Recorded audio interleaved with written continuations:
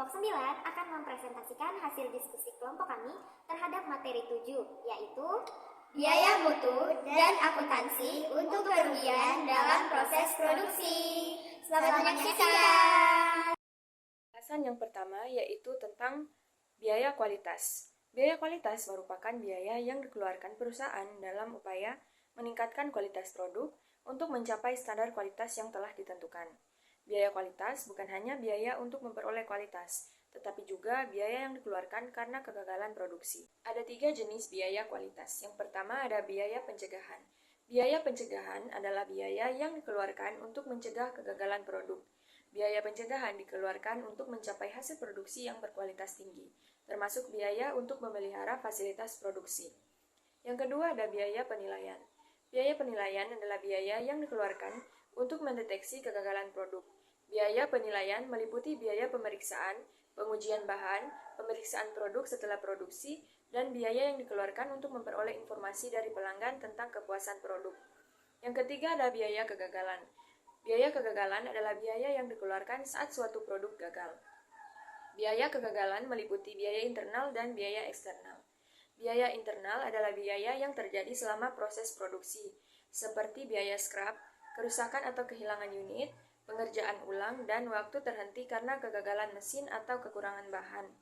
Sedangkan biaya eksternal adalah biaya yang terjadi setelah produk terjual, seperti biaya garansi. Selanjutnya ada total quality management.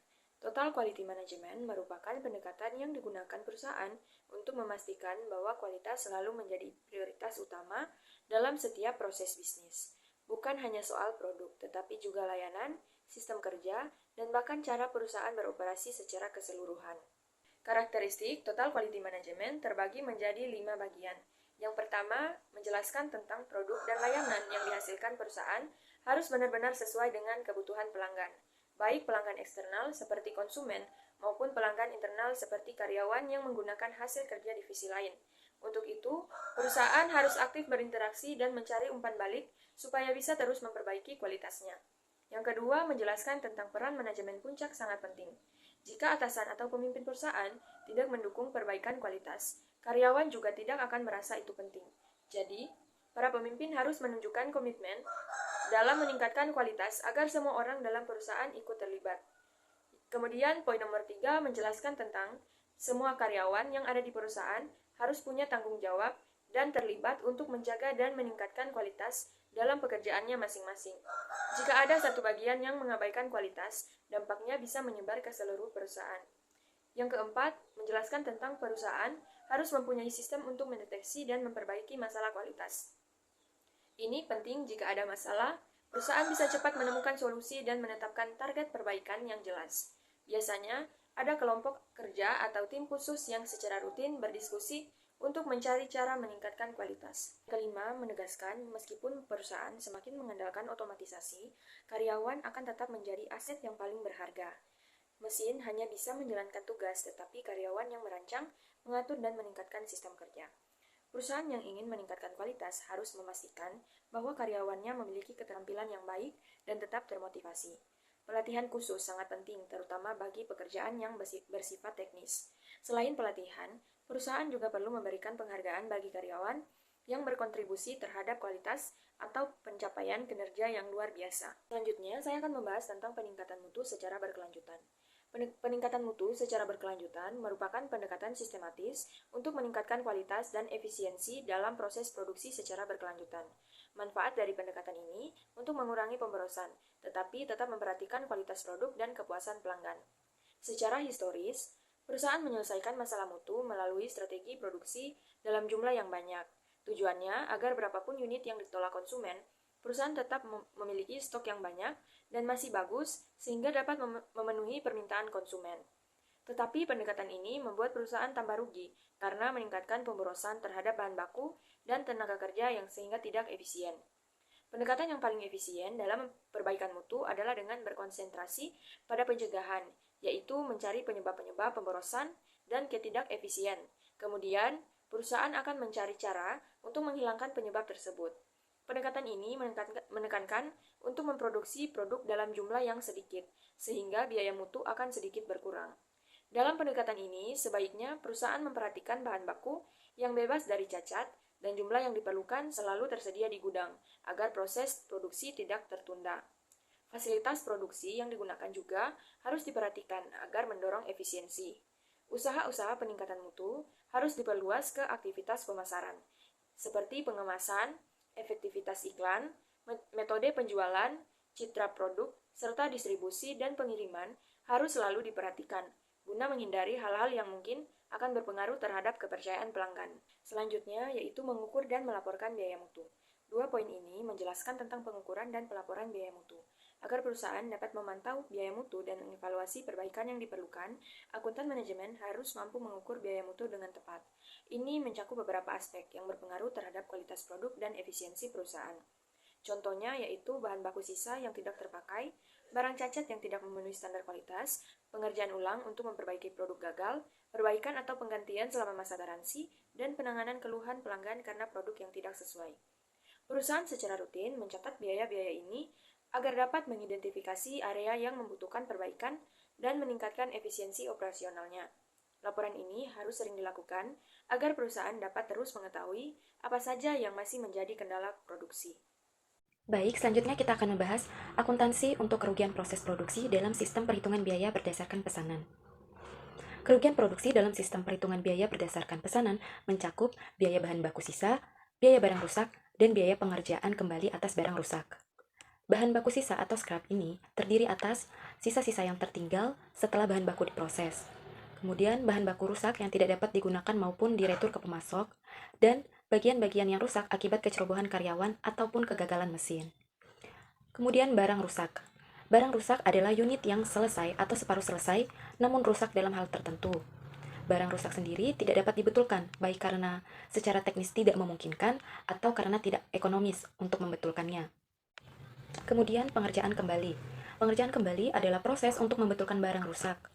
Seperti barang rusak, pengerjaan kembali dapat disebabkan baik oleh tindakan pelanggan maupun oleh kegiatan internal atau kegagalan dalam perusahaan.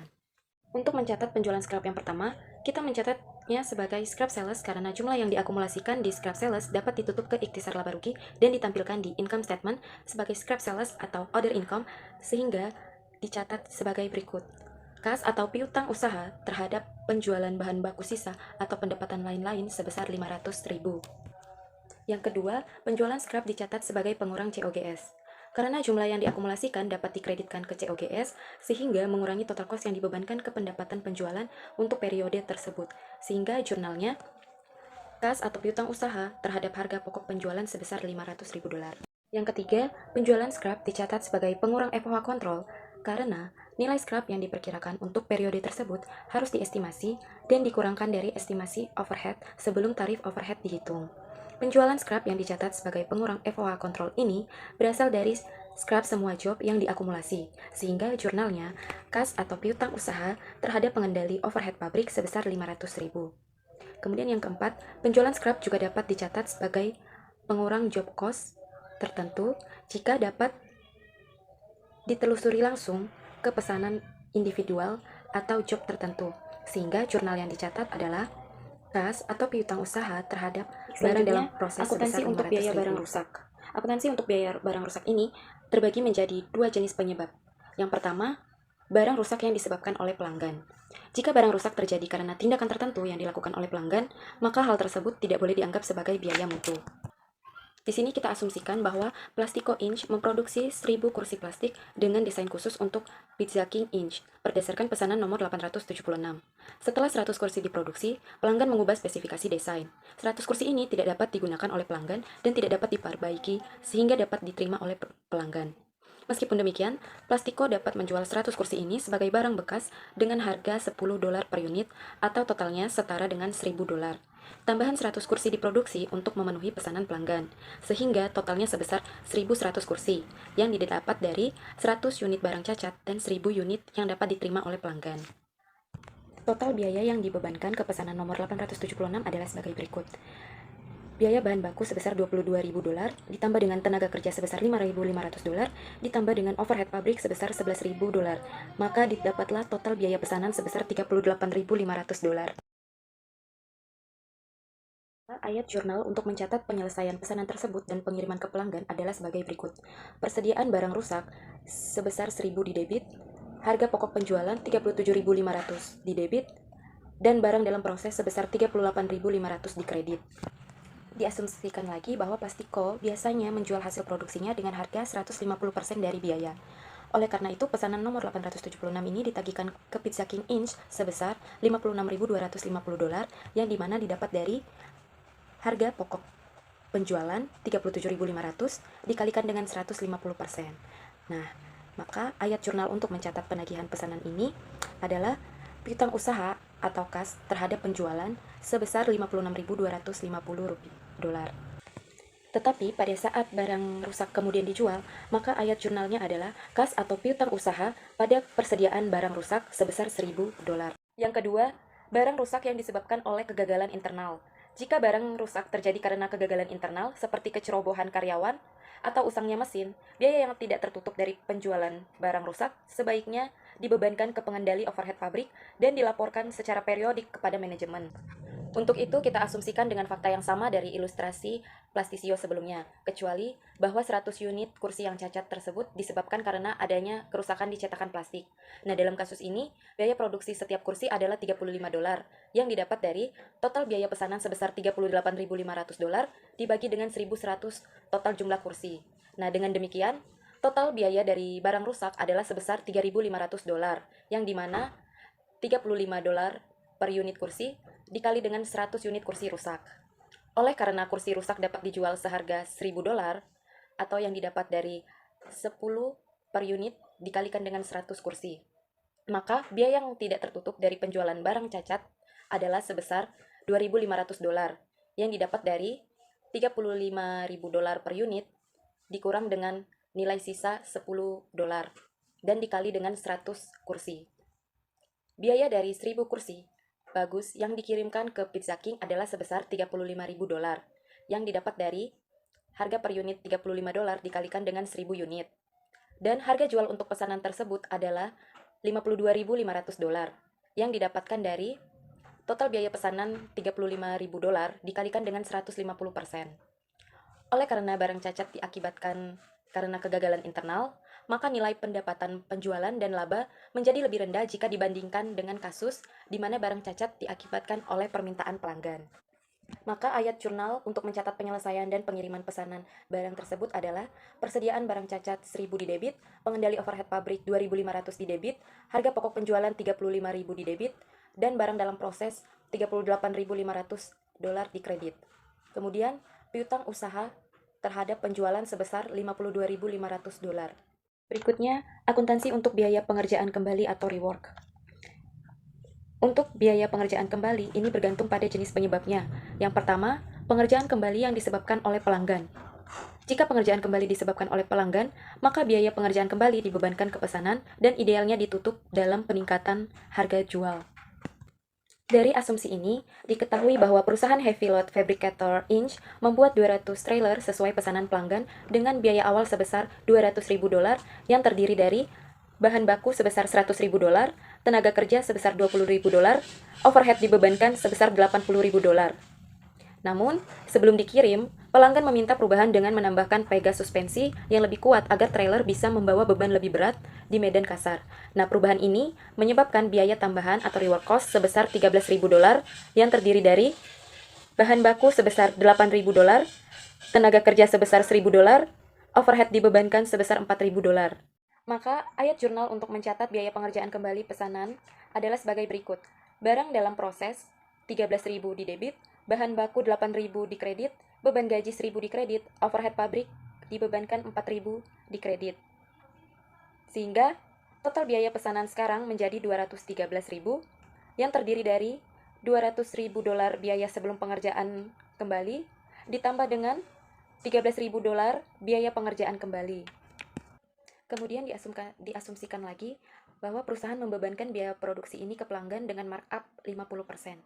Jadi, untuk memperoleh harga jualnya, $213.000 dikali dengan 150%.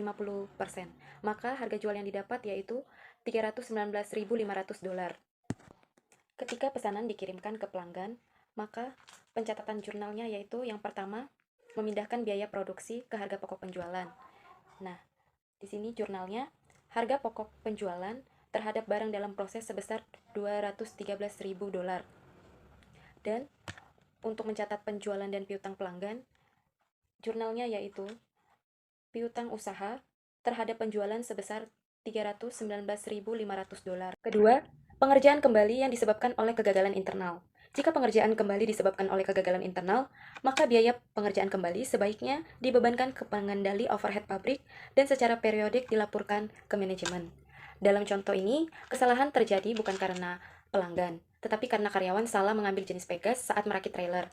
Karena kesalahan berasal dari internal, biaya reward tidak ditambahkan ke pesanan 901, tetapi dicatat sebagai factory overhead control. Ayat jurnal untuk mencatat pengerjaan kembali adalah sebagai berikut. Pengendali overhead pabrik sebesar $13.000 di debit, bahan baku $8.000 di kredit, beban gaji $1.000 di kredit, overhead pabrik dibebankan $4.000 di kredit. Karena biaya reward tidak ditambahkan ke total biaya, maka harga jual tetap dihitung dari biaya awal sebesar $200.000 dengan markup 150%. Sehingga kita bisa hitung $200.000 dikalikan dengan 150%. Maka didapatlah hasilnya yaitu $300.000. Dari hasil tersebut, jurnal yang dicatat adalah sebagai berikut. Harga pokok penjualan terhadap barang dalam proses sebesar $200.000 dan piutang usaha terhadap penjualan sebesar $300.000. Saya akan menjelaskan materi yang ketiga pada chapter 7, yaitu Accounting for Production Losses in a Process Cost System atau akuntansi kerugian produksi dalam sistem biaya proses. Akuntansi kerugian produksi dalam sistem biaya proses merujuk pada bagaimana cara perusahaan mencatat dan mengalokasikan biaya terkait dengan kerugian yang terjadi selama proses produksi.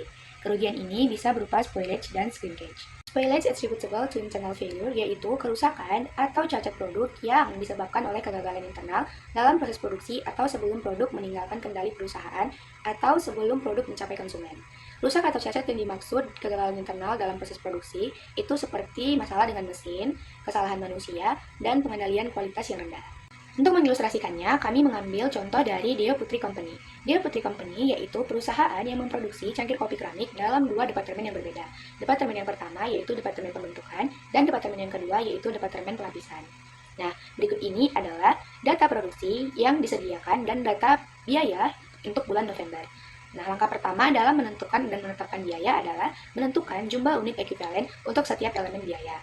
Perhitungan ini menggunakan metode FIFO atau first in, first out. Dari data tersebut, kami merincikan yang pertama unit ekuivalen persediaan awal.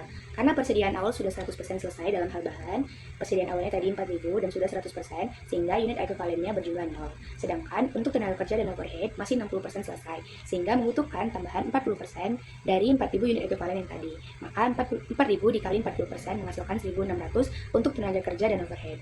Lalu yang kedua ada unit setara dimulai dan diselesaikan. Karena unit ini diproses dari 0 sampai selesai dalam periode ini, sehingga masing-masing unit mendapatkan 100%. Biaya bahan baku, tenaga kerja, dan overhead sebesar 15.000. Lalu yang ketiga ada unit ekuivalen dalam persediaan akhir.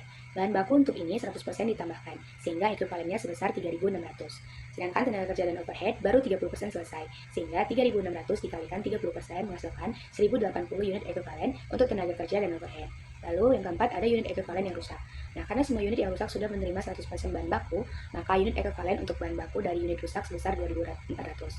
Nah, unit rusak 80% dari tenaga kerja dan overhead, sehingga 2.400 dikali 80% menghasilkan 1.920.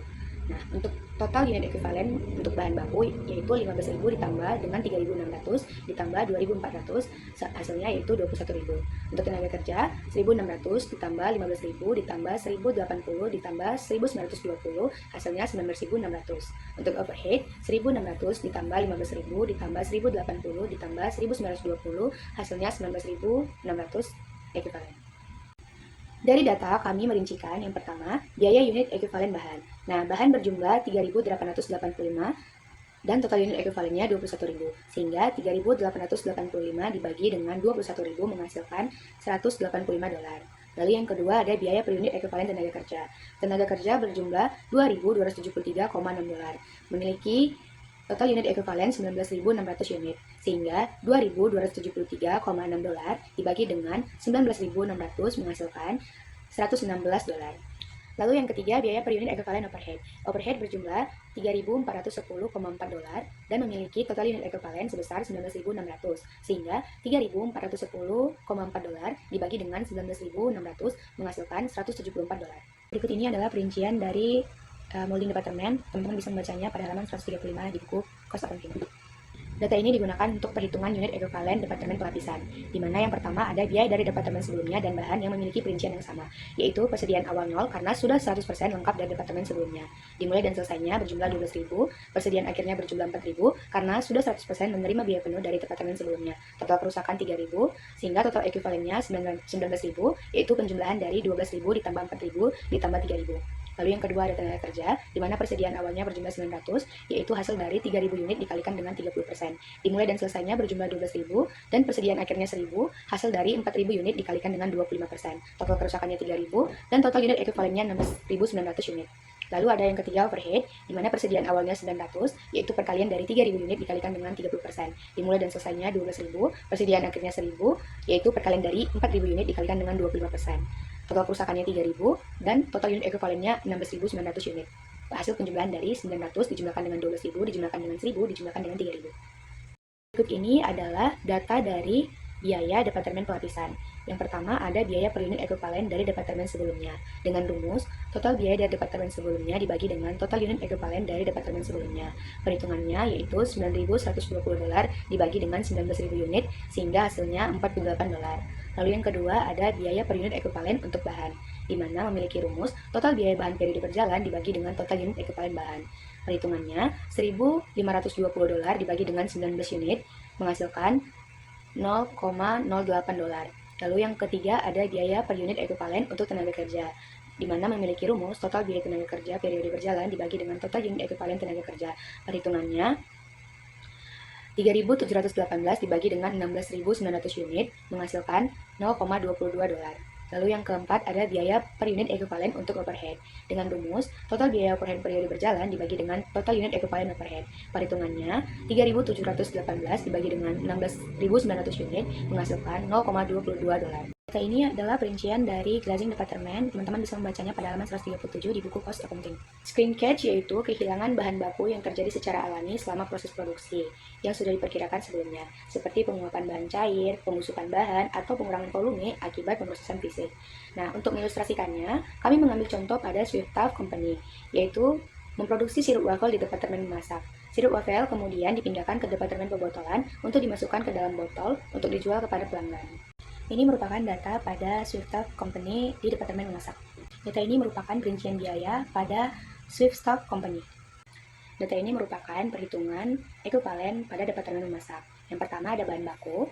Unit ekuivalen dalam persediaan awalnya 0 karena persediaan awal sudah 100% lengkap untuk bahan baku di periode sebelumnya.